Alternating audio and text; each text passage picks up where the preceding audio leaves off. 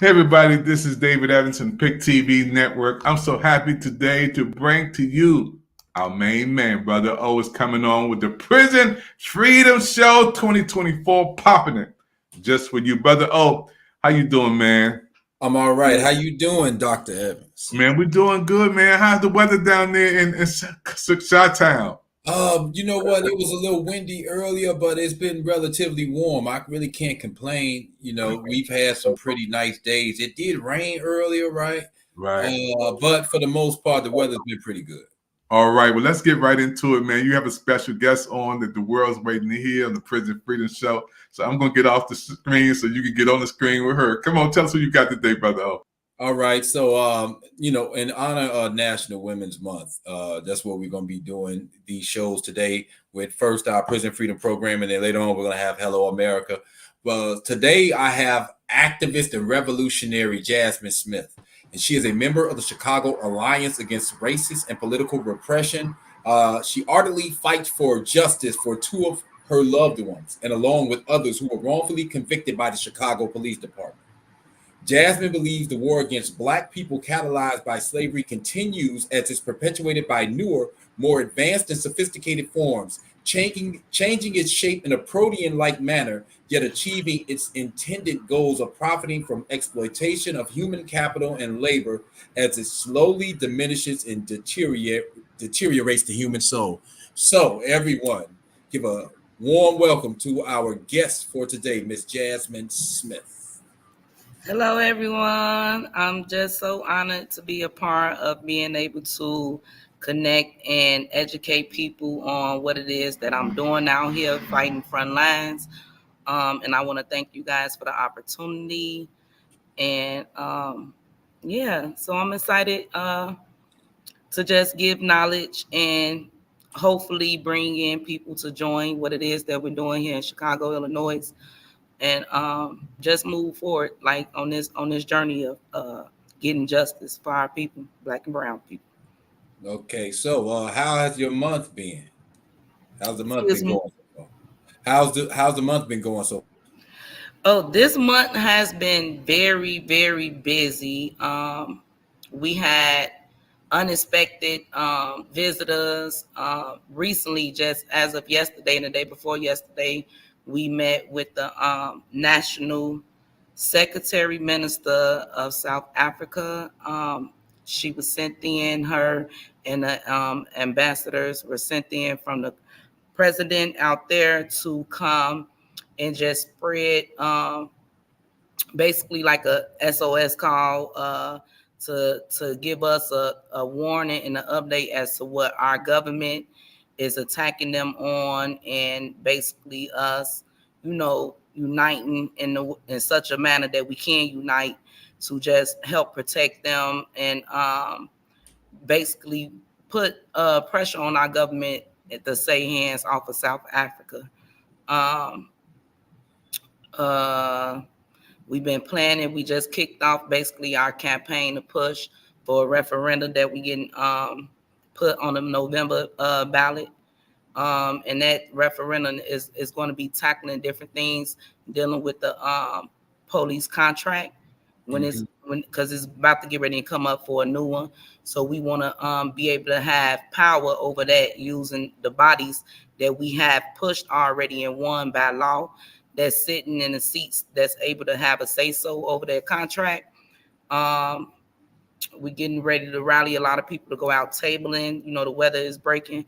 So this be the season where we get out in different neighborhoods throughout South, North, West, East, to just give out, our pamphlets and brochures educating people on what it is that we're doing here at the Chicago Alliance. We are a Chicago branch of a national alliance. We have different branches in many different other cities. And just basically just trying to get people to join and get involved and to let them know like it's stuff that's really going on that's detrimental to our culture, in the Black and brown communities mainly is Okay. you Okay. know So now that you were talking about your organization, right? yeah. So speaking of your organization, for those who do not know, right, break this down for them. What is the Chicago Alliance Against Racist and Political Repression? How long have you been a part of this organization, and how'd you come to join forces with their cause? And you The last question. What was the last question? How to what? How'd you come to join forces with them? Okay, so the Chicago Alliance Against Racism and Political Repression has been around for 50 years now. They started around 1973 with the Angela Davis movement, with the campaign to free all political prisoners. And from there, they joined forces with families that's directly impacted with police misconduct, and wrongful convictions and things of that nature. I came about, I joined this organization in 2020. I was out networking because of my two loved ones, Lester Owens and Rico Clark, both our biological brothers. They were wrongfully convicted by one of the highest paid sergeants and his partners here in Chicago. His name is Brian P. Forberg, and we found out through lawyers, other defense lawyers, that it was more than just those two, which we knew it was more people, but we didn't know that it was such a big number. Like it's right now known, it's like maybe 22 of them that's still incarcerated fighting wrongful convictions due to this sergeant. So they sent me out on a mission basically to find any organizations that can help and that's working in this field, and sent me out to different events. And I ran across Chicago Alliance. I was just telling them, like, I already started trying to make noise to bring attention to their cases at the courthouse. And Frank Chapman, which is the executive director of the National Alliance, he just told me whatever it is that I needed them to do, this is what they fight for, that they got me, they're going to stand behind me and at no cost. And from there, I just, joined their meetings. I joined, went to a couple of meetings. And also I had an event here that I hosted that they, didn't charge me. And I was just like, oh, wow. Me meeting other organizations is like always come with a price, or they wasn't like quick to be accepted to getting directly on board with what it is that I was pushing and help, joining me to expose, the detectives that I was trying to expose. So when they basically opened their arms to me, it was like just, flowing easily, like for me to get things done. I got flyers made. They helped me get flyers made and all of that. So basically, from just months' time of them seeing like how dedicated I was, how outspoken I am, how fearless I am, and just them learning like my past and my history, and just basically this being like my divine calling, they seen like if they had to put me in a higher position, which is a leadership role, and they see the passion and, just the future, what the future holds of what I could bring to this organization, and just helping the many survivors that we help, which is men and women. And it's hundreds of them still, suffering behind bars right now, waiting for their justice day to get their freedom and to be returned to society. So it's just been green light and on the ground ever since. I ran into this organization, didn't join any other organizations, just this one. Okay, so tell us about your upbringing. So I was born on the south side of Chicago in the hundreds. A lot of people call it the wild hundreds or whatever. I was, for the most part of my younger years, I was raised in a home with a stepfather and my mom and my two younger sisters. It's just three girls. I'm the oldest. I was raised basically in a good foundation for the most part. And then as things went sour between my mom and her relationship, she ended up being a single mama again, raising three girls. So it, life wasn't easy for my mom. And of course, me being the oldest, I witnessed everything that she had to go through, the struggles and stuff, and living in a certain areas that we lived in, from gun violence and drug abuse. My mama wasn't no drug addict, so let me get that straight. But I come from a family that was, drug, abusers and things like that. So I don't see pretty much of everything that people don't see, far as death, far as experiencing. Like, I'm a single mother. I have a 17-year-old daughter, soon to be 18. She had a traumatic life and an upbringing. It's just generational curses that unfortunately hit my path, and I had to go through with my daughter, and she was shot. I done dealt with gun violence through her being shot on the streets of Chicago and being a survivor of that. And it's just, I've been through, the ringer, but I'm a survivor. I'm not, a victim. I keep pushing, because I believe in a higher power, and I believe, everything happens for a reason, and everyone has a testimony, and only the strong survives. So that's what's been getting me through. Okay, and that's I'm glad to hear that about your resilience, despite all of the difficulties that you've had to face. So now, here's a word that's thrown around a lot, or that's used kind of loosely, I believe, and it's the word revolutionary. And so, in your mind, what is a revolutionary?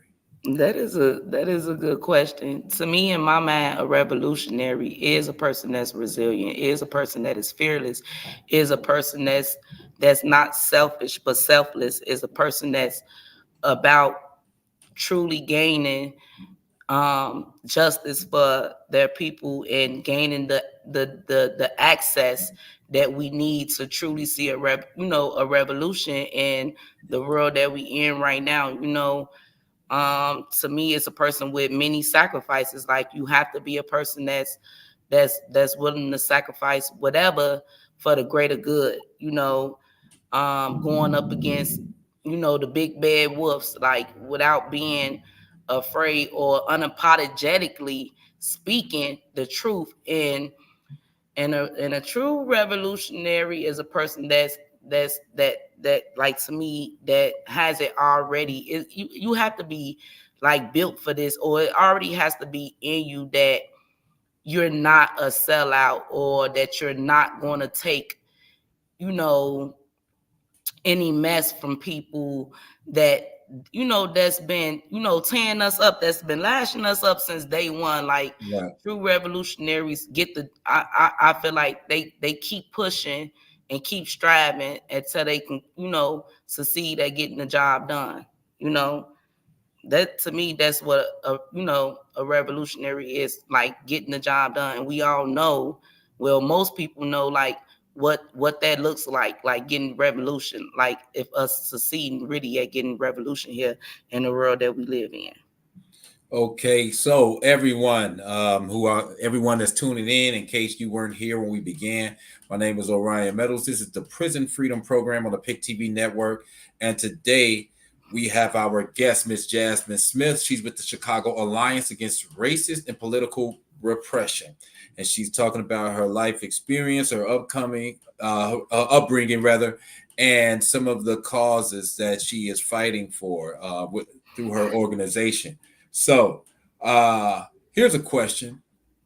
So you say that you feel indebted to fill the shoes of activists such as Marcus Garvey, Malcolm X, Huey Newton, and so forth. Why do you feel indebted? And personally, why do you think that others from our community should also feel indebted? Number one, if it wasn't for them and the many things that they fought for and the many sacrifices that they made to unite us as a culture and to fight against the higher ups, we wouldn't have the freedom and access that we have right now, right? They done a lot of things and voiced and demanded and stood in the streets and put pressure on the same people who basically are oppressors. So me, as I get older, and just my loved ones open the doors to me to really just step into my true destiny.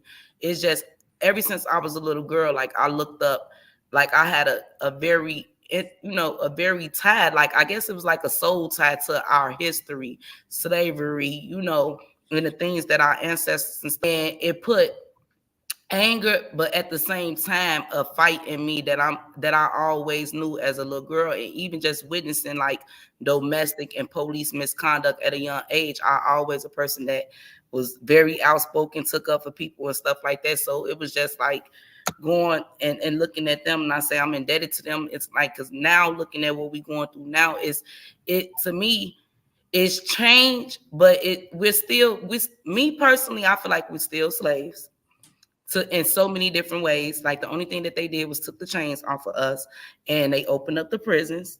They dividing and conquering like what they wanted to do. Our race is the most divided right now, and right now they no laws was never really put in place to protect us. We were never really fully educated the way that we should be. Financial literacy, on our history. They trying to take away our history right now, the little history that they did put in the schools. They using the internet and these idols and music and all of that right now to poison our youth. So it's like they just find many different things to distract our people more now than ever, because years ago, during those times, Marcus Garvey, Malcolm, and Ashada Shakur, and all of those, Chairman Fred Hampton Jr., it was structure. You had more of our Black people, saying, hell no. You can't pay me no money to not fight for what is right. And it's like every day I wake up, I just feel like, what am I doing really in life if I'm not fighting for a better future for my grandchild, fighting for a better future for my nephew, my nieces, and fighting for our people who are voiceless behind bars, that's up against the system. And then the majority of them have families who are a part of, being brainwashed, or is out of sight, out of mind. And a lot of our people just don't care about nothing. Like, the love is gone, the trust is gone within our race. And I'm just going to fight like hell to try to bring that momentum back of us standing with each other. Regardless to anything, we got to stand and fight and unite against our true enemy, like, other than making ourselves our own enemies. And that's basically falling in the lines of what all of our ancestors were trying to do. It was a little bit easier for them because they made a call, or they organized, and right. They brought out hundreds of thousands of Black people, Black and brown people. And now it's like you got to pull, just like fighting tooth and nail with trying to get our people to show up for us. And so, and we're going to go to a commercial break soon, but just quickly, and let's see, maybe 2 to 3 minutes, if you can answer this question before we go to a commercial break. How can we resolve this? What's the solution to this? What you were referring to as far as the division? To me personally, the division is, number one, the resources, right? That's what causing a lot of division. Money issues, people having money issues, people going through, not having the financial means to really be involved with grassroots organizations that's pushing this, for us to stay connected and stay grounded with each other. You got a lot of people that just don't know. I'm an Uber driver time to time, and I ask our people who get in that rides with me, like, do you know about this? A lot of the people don't even know. So the main thing is people like us who have these means of being able to have podcasts, have, TV, minutes on TV shows, radio shows, to promote each other and what we're doing out here in the communities, so people can be like, a lot of people listen to radio. Like, I feel like a lot of supposedly black radio stations need to be promoting these grassroots organizations where they're located at, for people to get involved and educate our people on what's going on, like, far as the elections, far as the police misconduct in the community, as far as the resources that they can reach out to. It's just like a lot of people need to be re-educated on what they've been educated on. A lot of people been taught the wrong thing, and it's up to us who were, consciously, and woke up and got on the conscious level of learning and retraining and re-educating ourselves on our true history and what's really going on in reality, other than trying to look up to what or believe in everything that they're telling us. So I believe it's on us as organizers, as activists, and as, revolutionaries, to fight like hell, to have town hall meetings, to be in spaces like this to educate, our people and let them know that, listen, it's a bigger enemy than your brother and your sister that you fighting with, or that you trying to kill, or that you beefing with over petty stuff. They ain't the enemy. This is the enemy. You want to fight somebody? I got somebody who you can fight. And a lot of people just been, directed in the wrong direction, and it's up to us to redirect them. So that's what I feel like is going to take. And I feel like everybody, if you're not waking up and trying to make a difference for your babies that you bring in this world, your grandkids, your family, whoever, you may not have kids. If you're not really trying to make a difference, then what are you doing? You just existing. Right. God didn't put us on this earth to sit back and keep taking lashes from our enemy. That's a fact. Okay, and I definitely agree. So everyone, this is the PIC TV Network, Prison Freedom Program. I'm Orion Meadows. Tell everybody, if you're watching, tell everybody about our network. We're on Roku, Facebook, Instagram. Tell them about different programs that we have. We have the Prison Freedom Program. We have Hello America and other programs on the PIC TV Network. We've been doing this for a while now, and we want to continue to be able to provide content such as this, and to have guests like Miss Jasmine Smith coming on here, providing you with a lot of information that's very important to our community. So we're going to go to a commercial break, but we will be back soon as we are finished with this break, and we're going to continue with our interview with our guest today.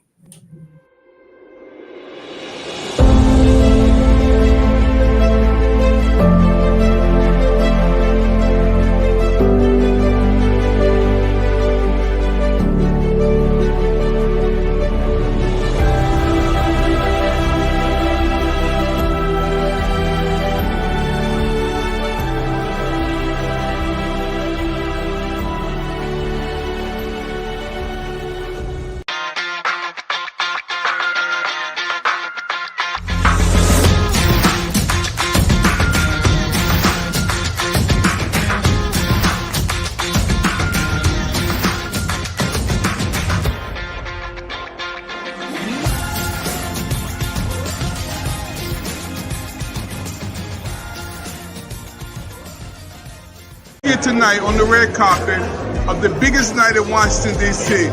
This is Pastor Macklin and First Lady Macklin. How proud are you of your son? Wow, I am awesomely proud. I'm humbled at what God is doing in his life and how God is multiplying his talent. This is not only going to be the Ignite, but this is going to go national.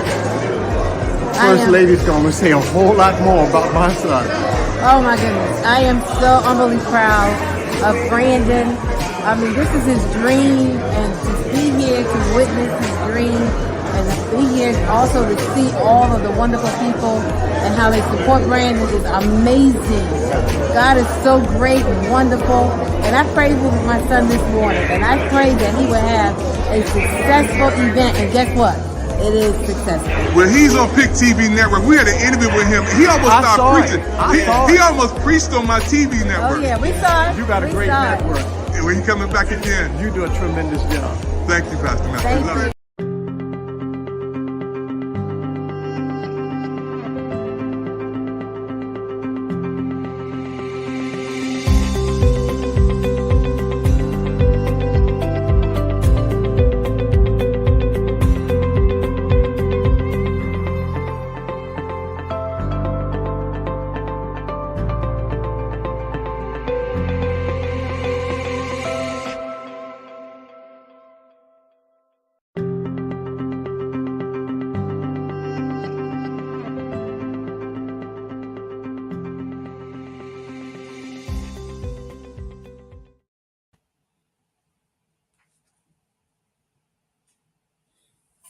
Hello, everybody. Right back here with Prison Freedom Show with Brother O. Man, I'm proud of you, man. Our special guest will be back in a second.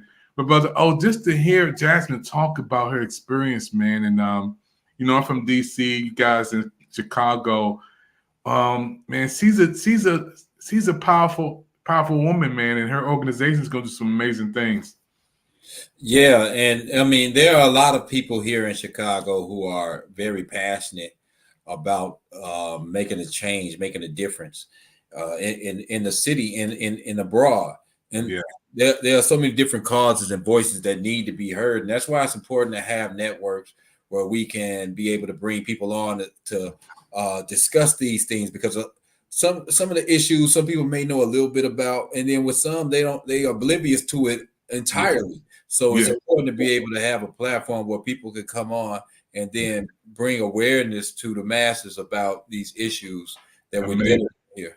I'm so proud, man. We're going to bring her back up, and you guys can get about another 12, 14 minutes to bring her in.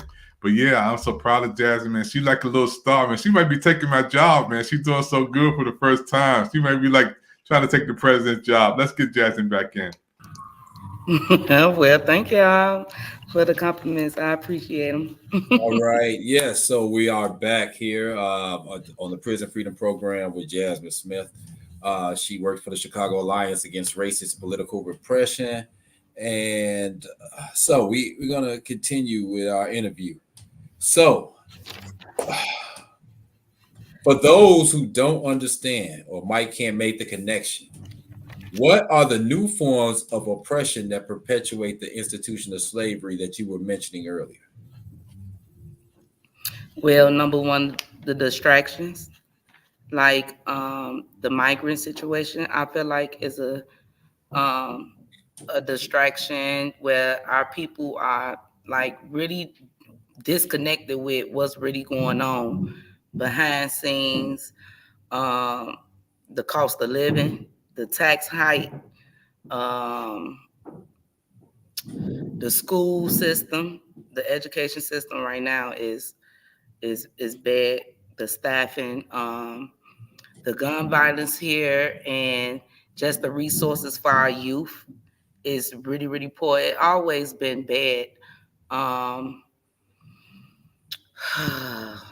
You said things that I feel is oppressing us, right? Yeah, because I mean, you mentioned that these are basically new forms of the institution of slavery. So really, just perpetuating the institution of slavery. Just it has shape shifted into these newer, more, I guess you could say, sophisticated forms. So like a lot of people really can't make those connections. So that's what I was trying to get you to elaborate in a manner so that the people can understand. Because I know when I mean, I understand, right? But I know there are a lot of people who can't make those connections. So it would be, to me, the things that's being promoted and that's being pushed out that really got our people blind and misinformed. So it's a lot of things that's in place and that's going on right now. And I would like to name a few of these things because I wrote them down, that they're not broadly pushing out far as television, commercial, advertisement on billboards, bus stops, train stations, all of these things that they use to advertise what they want us to see and want us to know and want us to believe and things like that. Vice versa, pushing out the things that's really going to help the Black and brown communities, our youth, to save, the youth. You have all of these people. A lot of people don't know, like, we're the number one city, like, with the most Black people that's in power positions, meaning elected officials, aldermen, congressmen, state's attorneys. We got judges, all of these people who, the governor, he ain't Black, but you have people that's on his team, all of these people that got the power. And we also have, like, the churches. Like, a lot of our people go to church, of course, to give praises to the God that they believe in and things of that sort. But all of these main key factors that can really help us are not really helping us, if that makes sense. You got a lot of our people, it's a short amount of them that get in these positions and that promote and try to educate and really are for our people. Then you got a lot of them that just take the pay cut. That take the pay raises, and they whether take the money and be quiet and continue to let us fail, or continue to let us be blindsided by the wrong things, the wrong narratives. So like right now, because of my organization and our people power, number one, we are the main reason why Mayor Johnson won the election. That's number one. Number two, it's because of our movement and the campaigns that we ran that we have committees put in place by law called ECPS, and that's Empowering Community Public Safety, that a lot of our people don't know is in place. And these are the commissioners that they hold meetings every month to speak about public safety, and they have the powers to create policies, push policies, to promote policies in front of the mayor to hold police accountable. They also have done things that has been done by the body. They also was the reason that they got rid of the gang database. They have the powers to help pick superintendents and police chiefs and stuff like that. They had a voice in the say so of the new superintendent that we have now, Superintendent Snelden. And then from that body, you have district councilmen that we help with their campaigns. And these are just average community people where it's by law that 3 district councilmen are appointed to each police district in Chicago. So if you in Chicago, Illinois, each one of us have a police district, right? And you talking about COPA? Huh? No, not COPA. No, not COPA. No, this are just average people like me or you in a way from that live in that particular police district in that neighborhood, that around the election time for Mayor Brandon Johnson, they were on the ballots too. And a lot of people wasn't aware of that, but we, the people, voted these district councilmen in. And the FOP, which is the Fraternal Order of Police, seeing what we had pushed and what we were able to get past, that they swindled their people in certain districts to run as well for district councilmen. So we have majority of our people that we voted for in each police district, and then they have some in each district too. But we have the majority, and like I said, each police district has 3 district councilmen that's appointed to that police district, where they were voted for and put in place to be able to go in these police districts and police the policemen.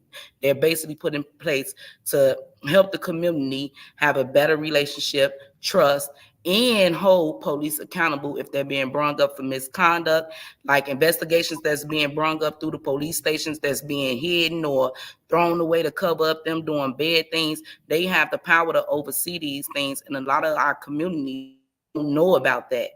Pardon me. So then what's the difference between that? I thought that was like connected or somewhat a part of COPA.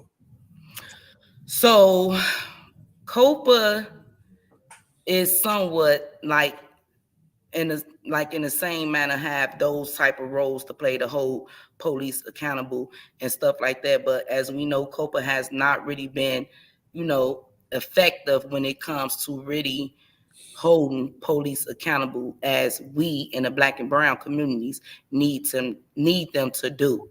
So my organization, along with other allied organizations, came up with the district councilmen and the Empowering Community Public Safety commissioners and stuff like that, to override or step in and be able to oversee and make sure and hold COPA accountable as well for the lack thereof of them not doing what it is that they're supposed to be doing as far as holding police accountable for that misconduct.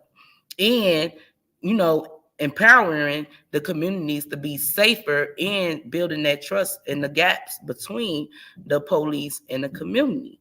And that's why we're now going to be hosting, educational sections here at our office located at 6353 South Cottage Grove under the Grand Ballroom.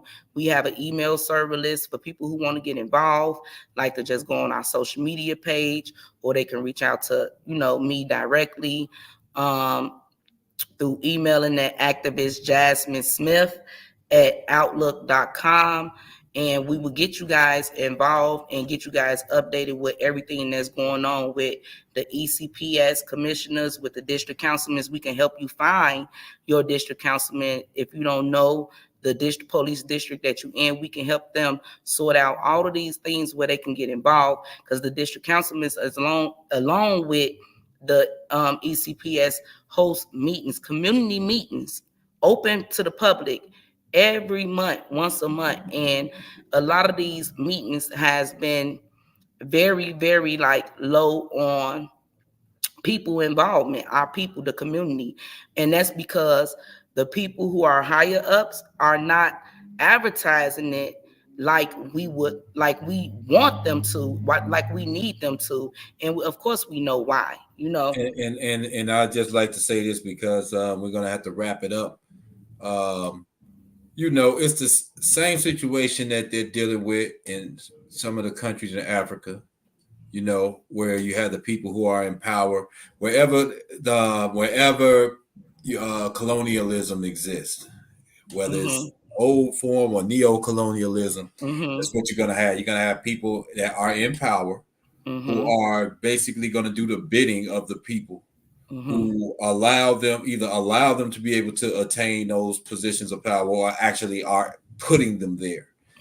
So that's what has happened here, because we like to look at, a lot of times we'll look at those other countries where these things are occurring, and because their conditions may be worse, or our conditions may not be as dire as theirs, we'll look at it as being a different situation.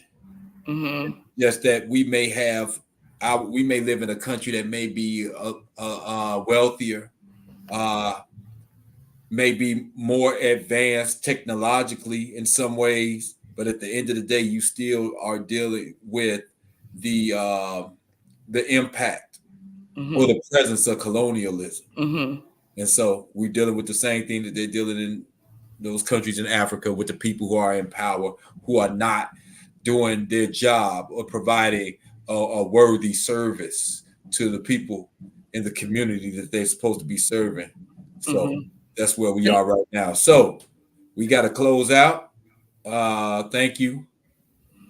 I just wanted to say one more thing, right? I just want our people, please stop being fooled, you know, by what they're telling us, because it's not true. And that's how they keep us divided. Like what you were speaking about. A lot of our people say that what's going on in Africa, what's going on in Palestine doesn't have anything to do with us. We all have one common enemy that we are up against, and people losing sight of that. Like the same people that are oppressing these other countries are the same people who've been oppressing us for hundreds of years. So just because, like you said, it's different continents, different third world countries and stuff like that, it's all going up against a government that never cared about us in the first place. So I just want people to really pay attention and to get involved and stop fighting each other, stop killing each other, because when it's about to hit the fan, and when it hit the fan, we all gonna have to lean on each other regardless. And people not noticing that. And I don't want people to continue to wait until it slap us in the face when they already been putting it out there. It's just on us to pay attention and to unite. Like, stop being fools. Stop coming up with the excuses. You know, get out here and fight for what's right, and that's for us, and get the job done. All right. Thank you very much. So she closed us out with that. And also, for those of you who are watching now, we will be back in approximately 15 minutes. And we're going to be doing Hello America. It's National Women's Month. So we're going to have 3 phenomenal women poets who are going to come on and share some of their words with us. So be prepared for that. Stay tuned for our Hello America National Women's Month edition. Wow, Brother O, I want to thank you, man, and your special guest today. It's been amazing. We're from Washington, D.C. Our prayers and support and love goes out to the people in Baltimore. We always take a minute. Brother O, we talked about that today, man, the tragedy of losing folk, and it's no way we can have a network. And they right up the street from me. I crossed that bridge. So our love and prayers and support goes out to all the people there, Brother O. And is there a big bridge in Chicago, Brother O? I don't know. Is there a big bridge there, man? Yeah, we have a bridge. But yeah, that was just seeing that. I saw it this morning, I think. It was like it was surreal almost just watching that. Yeah, man. And I'm glad the Queen came on tonight just to send some more positive vibes, you know, just her content, her information, just a little bit, man, just took our minds off of it for a second, because it's people that I know in Baltimore. I talked to a young lady, said her son just crossed the bridge when it happened, you know, so our prayers and love and support goes out to all the family and friends and support of PIC TV Network, all of our managers and all our partners around the world. We're sending our prayers to the loved ones in Baltimore. Brother O, you'll be back on another show coming on right after this. Yep. Thank you, PIC TV Network. Don't go far, because we got a brand new show coming on right after this. This is David Evans, Brother Brian Meadows, from Washington, D.C. to Chicago. And I want to thank the Queen for coming on. Queen, you did wonderful. Thank y'all so much. Y'all got to bring me back, because it's more that I got to educate people on. Look, I think you look like Mary J. Blige. I thought there was a twin down here somewhere. We may have a lot of hits. And Mary J. He got Mary J. on here. So I was quickly. I was at we were at Cook County Jail. She was in front of the camera, so I already witnessed her. She was talking. Yeah, she was good. I don't play with these people. They never played. They never played with us. So why should we play with them? We got place for you on PIC TV Network. I love your vibe. Hey, when I come to Chicago, I just want some pizza. I want you to take me to somewhere. I haven't been there since Michael Jordan left, so you know, I want some nice pizza, Queen Jazz, when I come down there. Right? Yeah, some pizza. I want some pizza. I know a couple of spots. A couple of spots. Now I can eat a whole pizza now. Don't let this frame fool you. Now I can eat a whole. You know, I like pineapples on my pizza. You know, sausage, pepperoni. You better take it easy. All that bread. Thank you, PIC TV Network. We'll be right back after this.